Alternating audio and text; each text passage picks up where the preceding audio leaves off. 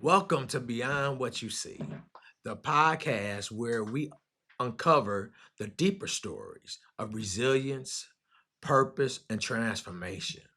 Today's guest is someone whose journey represents the full circle of opportunity.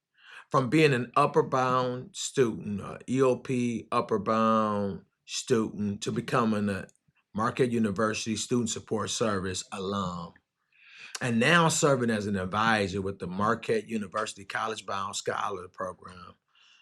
Please welcome Mauricio Campero. Good Hey morning. Steve, thanks for having me. Yeah, thanks for Thanks for having me. jo- Thanks for joining us. Let's get right into it. The Mauricio, let's start with your story. Growing up, your time in elementary school and middle school. Let's talk about what what experience helped to shape you as a young student. hmm I know you went to Nativity and and St. Thomas More, and hmm you also was involved in the Upper Bound program. Um, what experience shaped your identity as a young child, young student? mm Yeah, so for me, you know, growing up, I was just, you know, one of those kids that was superly, like, easily influenced by like anything that was around me.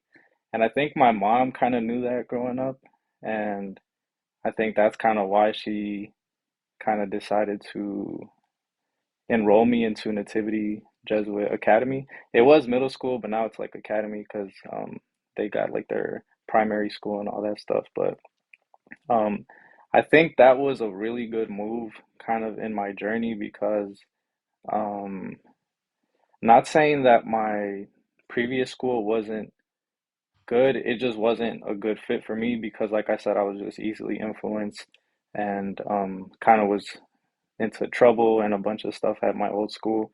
And at Nativity, it was a smaller school.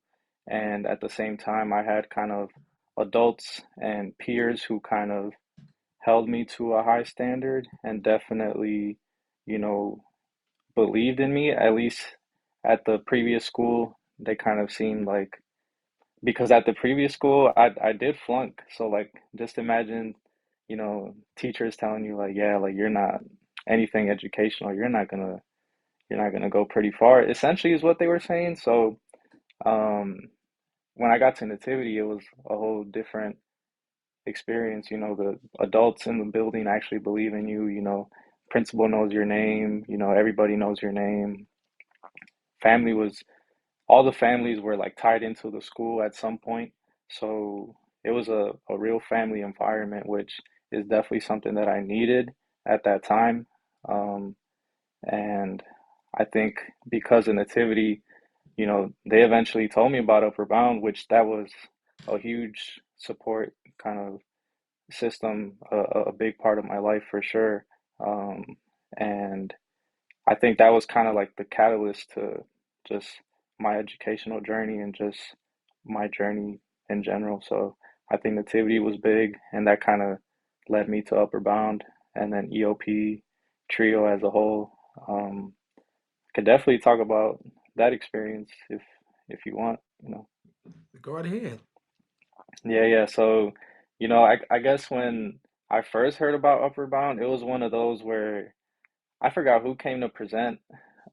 And then we had like take home folders at Nativity, and then the take home folders they put like reminders and stuff like that so you could take it home to your like to your parents and stuff. So they put like a Upward Bound application. They had paper applications at the time, so they put that in the envelope, and then I took it home to my mom. Mind you, my mom doesn't like speak English or can't read English, so she just saw it said Marquette on there and was like, "Yeah, I'm signing you up," because Marquette in Milwaukee has like it's a pretty prestigious name. So she just saw that and was like, "Yeah, I'm signing you up." So she signed me up, and we had like to write an essay and an interview and all that stuff. And I remember just going through that whole process, and it was something I've never done before. Like I never did an interview before, and but it like from the beginning, like the staff at Marquette, Upper Bound, and just Upper Bound, college bound scholars. Like they just like like from the director down to like the counselors, like they kind of saw you, like they made it an effort to kind of make you seen. So I definitely enjoyed that. And then next thing you know, they let me know that I got accepted, and I didn't know the impact it had till like probably when I got to college because you're young, you're in high school, you're kind of at least you're not fully developed, I guess at the time you can't see things, but things as little as like, you know, having a Marquette University ID with your name on it, your picture on it, being in the facilities, being in you know, the gym, the rec centers, libraries. Over time, you kind of like maybe unconsciously, but you think to yourself like, hey, I kind of do belong here, you kind of, you know, you get that feeling of like, hey, I can do it. And over time, I just saw my confidence growing like throughout each year. I was in Upper Bound, as well as just the staff and the teachers throughout the summer. Like they really made you think that you could go to college, which is the whole point of it, and it's what 100% what I needed because, like academically, I didn't consider myself, I guess the brightest, but I did work hard. So I think a combination of that and just, the support, you know, I always like to say like this program only works if you do. So definitely had to hold up my end as well. Combination with the staff and the support, I was able to, get into Marquette, and then luckily I got student support services, which was just blessed to have so many like support systems, and I think that's kind of a part of why I'm doing what I'm doing today, just to be that for someone else as well. That's great. So that's a lot to unpack. So one thing is it was great when things start to shift when you went to Nativity. You Hmm. didn't have a lot of success other places or as much success, but when you got there, they exposed you to opportunities. I hear you saying that your mom saw the application, even though she didn't understand how to read it fully. She knew that it was a great opportunity and she wanted to put you into. You see the breadcrumbs. This is beyond what you see. It's not. A lot of times people see the full polished you now. They may not know Hmm. your story. They may have never realized that you know um that this kid that graduated from Nativity and graduated from Upper Bound at Marquette University and Thomas More and went on to Marquette University to get a bachelor's degree, and then ultimately went back to get a master's degree, is the same kid that early on was getting in trouble and allowing people and things to influence you. And your mom wanted to make sure that you not only was around positive peer set, but it's gonna be someplace that's gonna challenge and bring out the greatness inside you. That's pretty cool. That's pretty cool. So Hmm. next question is how did and you probably answered it a little bit, how did the program Upper Bound and Marquette impact your vision of college and the sense of it's possible that it's possible, and when did you really get the moment that you during Upper Bound when you thought I really can do this? Yeah, so kind of like I mentioned earlier, just being around campus, being in the facility, because like growing up, you always drive past Marquette, but like you never really see it, or at least, like I said, it just had that prestigious name, at least in the city. And I think being a part of that Upward Bound program just, gave me like the confidence that I needed because I really, I'm telling you, like if you were to ask me like if I had a master, would I ever get a master, let alone a bachelor's, like a master's degree growing up? First, I didn't even know what a master's was, so like I don't know, I would tell you it's impossible. So like because like no one in my family ever went to college. No one knew like the just how to even begin. So like even like my older sister, like she was like the smartest person I knew. So like and she didn't even finish college. Um so in my mind growing up, I'm like, if she can't even finish college, like what am I doing, you know? But because of Upper Bound, you know, just being a part of that support system and just having access to like I remember like taking the city bus like to go tutoring on like a weekday night, and it's like just taking advantage of resources like that. Also in the summer, just going to different type of like enrichment trips that like when before I got to Upper Bound, I never left the city, so it's kind of like Mm. just getting opportunities like that. Um, just stacking summers, like each summer it was just another takeaway, you know. So I think that accumulation of all those years at Upper Bound, I want to say by the time like the end of junior year, I was like, okay, I could definitely see myself coming to Marquette. And Marquette was always kind of like the goal, you know, like I said, it just had that name in Milwaukee. So it was always the goal for me.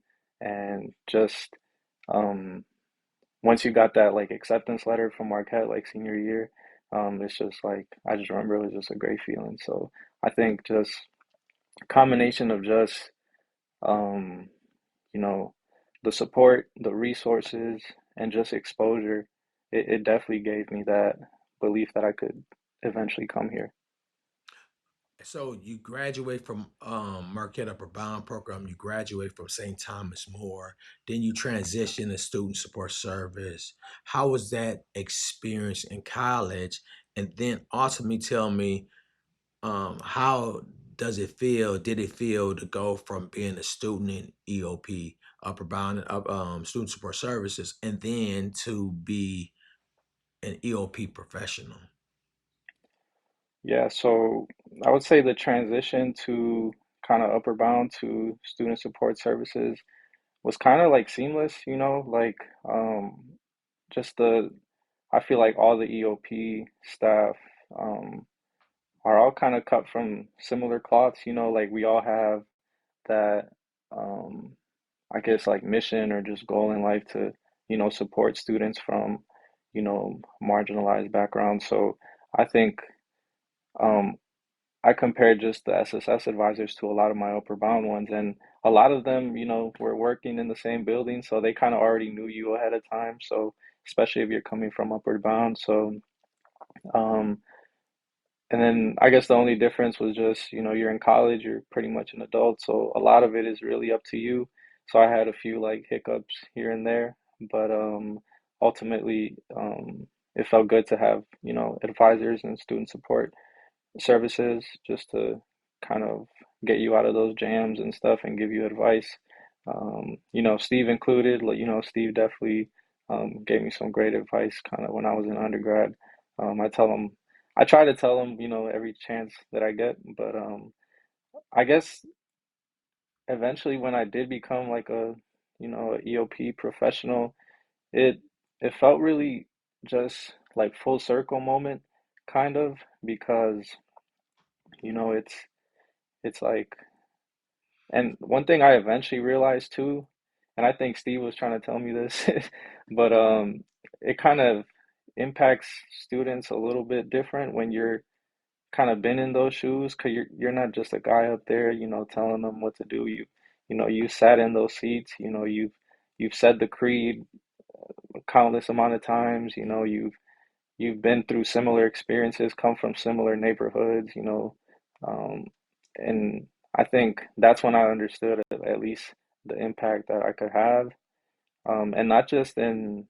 I think what I appreciate about just the EOP like professional staff is just the environment, you know, because we're all willing to help each other out. It's not just, you know, just because I'm assigned to the high school students, that doesn't mean I don't still talk to the college students. So it's just like a big family and a great support for students, and it's just a great environment to be a part of. Great, thank you. What are the biggest lessons that you try to pass on to your students? Oof. Um, I would say the biggest one would be to, I guess, really figure out what you want to do, and also make sure you're always aware of your, you know, I guess just your what it takes to, let me see how I could word this. So I would say, one thing I always tell students is make sure you're on top of your stuff because, yeah, at the end of the day, you have like advisors, you have, counselors that are, I guess, are assigned to you and stuff, but at the end of the day, it's your college journey, it's your experience, you know. Um, and I say that because I kind of had like a experience where not my not my EOP advisor, but my other advisor kind of had told me that I was kind of good on credits or something, and then it ended up not coming through, and then I had to stay like a fifth year. Fortunately, EOP was able to kind of help me out for that fifth year. Otherwise, I would have been like financially like kind of in a hole. So I think the biggest advice that I have for students is just make sure you're aware of just what it takes to graduate. Make sure you use those advisors, especially the EOP ones, and also just try to get involved. I think in college I didn't get involved as much early on, and as a commuter that's super challenging because um, you know and again, at the time you don't realize this, but in hindsight, it makes sense. You're more likely to stay or just have success at a university if you're involved, if you feel like you belong there. So I think early on I wasn't doing that, but towards the latter years of my undergrad, I definitely got involved more. It made my Marquette experience a lot better. So that's another thing I tell students is just find something to get involved, especially if you're commuting, because, um, you know, I think it's challenging to kind of, you know, find your groove at a university if you're not getting involved. Absolutely. Thank you. So tell me, I know that being an advisor and working with students that come from the greater Milwaukee area, many that have desire and the potential to go to college is there, but they deal with so much out here in this world. Mhm. Tell me, how do you stay motivated? What fuels your fire or fan the flames inside of you to continue to do what you do? I think a lot of things motivate me, mainly just, my family, I would say. A lot of them made so many sacrifices just for for me and my cousins, my sisters, for us to kind of have, you know, like a good life. So, you just remind yourself constantly, like people made sacrifices for you, people worked hard so you could have this, opportunity. And just also having opportunities like Trio, like not everyone's blessed to have like opportunities like that, so you can't let that go to waste. Like you really can't. So I feel like I'm always going to be like in debt to Trio and just Marquette University, EOP in general, just for everything that they kind of offered for me.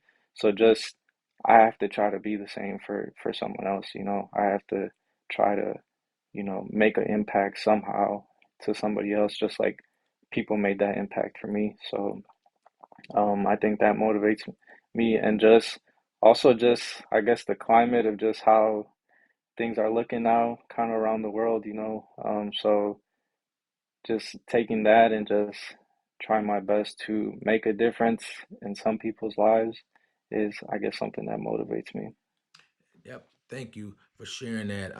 And in the country and in this world, some people, we, you're an example that Trio works. You're an example. You're a trailblazer. Somebody that the world could have easily gone a different way, easily influenced by other people. Um, having some challenges early on and needing to repeat a grade, but finding the right place and atmosphere that brought out that greatness inside you, that potential inside you. You are a trio success story. You are the a factor, or you're an example of the fact that trio does work today. There's voices in our community, in our society, today, that will say that Trio made programs like Upper Bound or Student Support Services or Ronald E. McNair program or Talent Search or the Educational Opportunity Center. Some people may think that those are relics of the past, that they're not needed today. What would you say to those people? Yeah, it's just it's super like just strange here and stuff like that, especially like you said, being an alum and being just benefiting from programs that really change lives, to hear kind of the opposite, that it's not like it shouldn't be around and stuff like that. It's super weird hearing that, because like kind of like you said, like I know people who had benefited a lot from trio programs and are living really good now because of those programs. Not saying that we wouldn't figure it out without it, but honestly, I think for myself, I probably wouldn't have figured it out if it wasn't for, trio programs. So just hearing stuff like that, it's kind of like it's just strange. It's strange to hear that, but I know it works. Steve, I know you believe it works as well. So um, I guess best thing we can do is just keep working and keep trying to help students as much as we can. Absolutely impacting lives, and I think, like I said, I think your story, Mhm. I think your story and your example is facts that Trio works.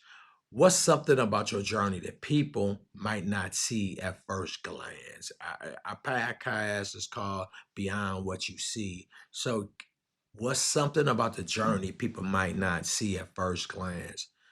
And you may have said it already, Mm, but just in yeah, case, if there's anything else that you may want to add. yeah. I mean, just someone that I guess who found, I guess just someone who has benefited from support, and someone who, you know, I guess never gave up, because people like, I guess if you judge me by, I think that's kind of why I look at, some students that I might work with a little different. Is just like you can't really come up with the conclusion, like if people were judging me like before, like when I was younger, like they would have like ripped me off right away, and kind of we wouldn't see the end like right now. So I think just I guess the biggest takeaway would just be, give students just patience, give them support, and just like with myself, I guess, um, yeah, I guess just someone who just, didn't give up and just took advantage of just all the opportunities that were presented to them. I would say that's probably, I guess, the biggest takeaway from my story. Thank you. And the last question, if you could give one message to young people listening today who feel overlooked, what would that be? I would say one message to students who feel like they are overlooked is, you know, oh, that's a great question, Steve. Um, I, Thank I you. would say, you know, just because, people are saying that, that doesn't make it true, there's going to be someone out there that believes in you, someone that supports you. And if you can't find anyone that doesn't believe in you, support you, as long as you believe in yourself, as long as you, put in the work, um, there's really nothing that you can't accomplish. Thank you. Thank you, Mauricio, for sharing your story and your heart for students. You embody the impact of opportunity, perseverance, and giving back. And to our listeners, remember there's always more to people's stories than what you see. Until next time, keep going beyond what you see. Thank you.